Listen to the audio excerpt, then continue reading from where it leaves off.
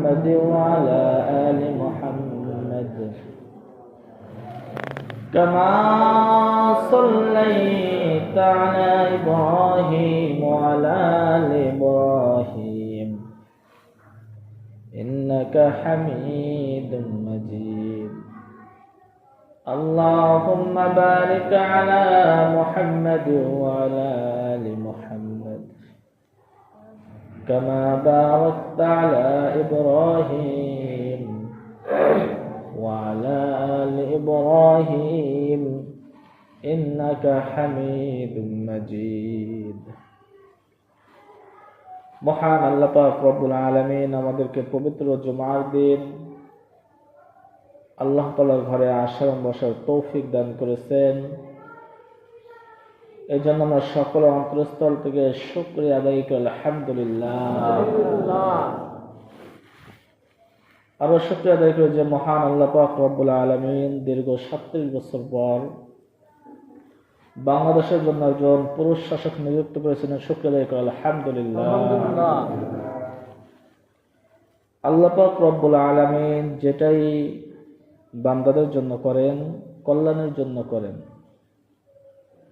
আল্লাহ পাক রব্বুল আলামিন আমাকে আপনাকে দুনিয়াতে পাঠিয়েছেন, আকল নামক একটা জিনিস দিয়েছেন।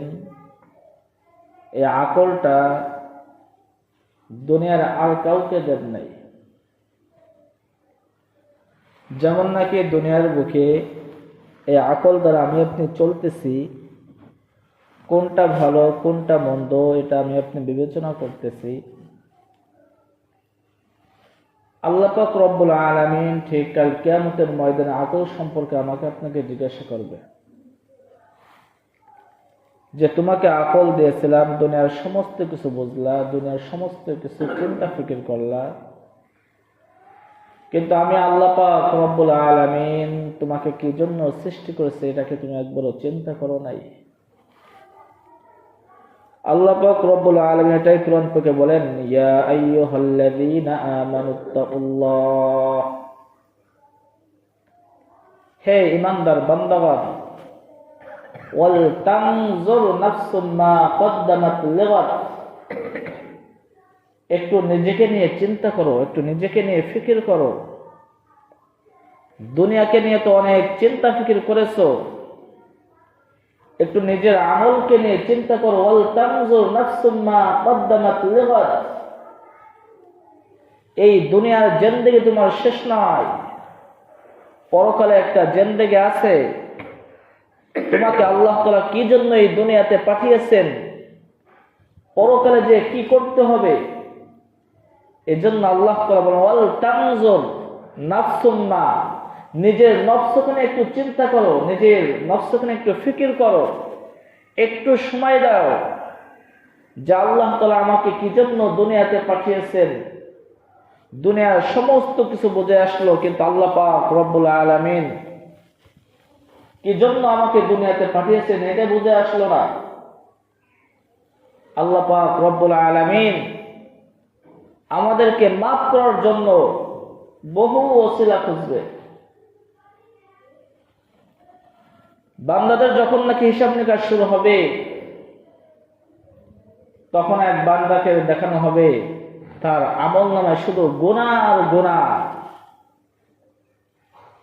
বান্দা কান্নাকাটি শুরু করে দিবে যে আমার তো আর মাপ নাই, আমার তো আর কোনো ক্ষমা নাই, আমার ঠিকানা তো জাহান্নাম হয়ে যাবে।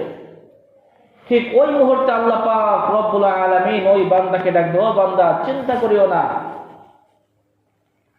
তুমি যে অমুক কাজ করেছিলা দুনিয়াতে, একটু চিন্তা ফিকির করেছিলা যে আমারও তো একদিন মরতে হবে, আমি যে দুনিয়াতে অন্যায় করতেছি এটা তো দুনিয়ার কেউ দেখতেছে না, কিন্তু আমার আল্লাহ তো আমাকে দেখতেছে।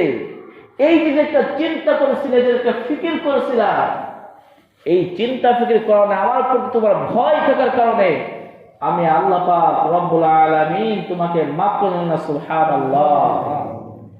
এই জন্য নিজেকে নিয়ে একটু চিন্তা ফিকির করা।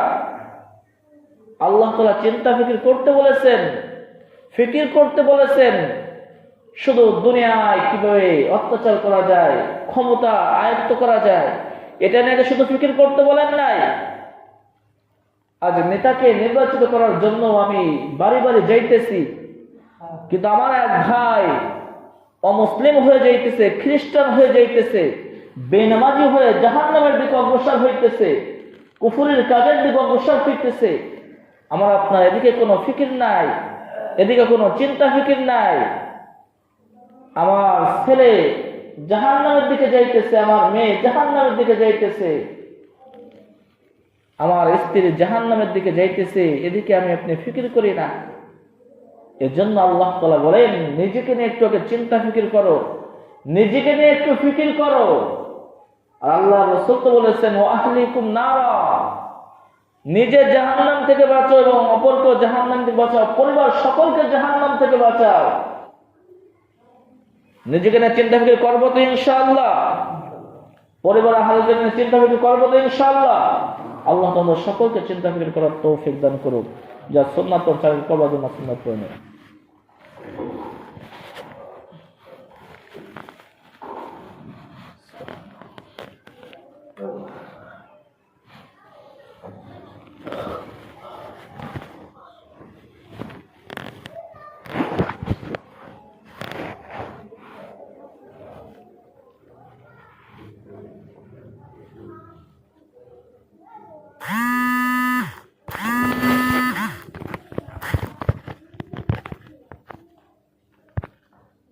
على محمد وعلى آل محمد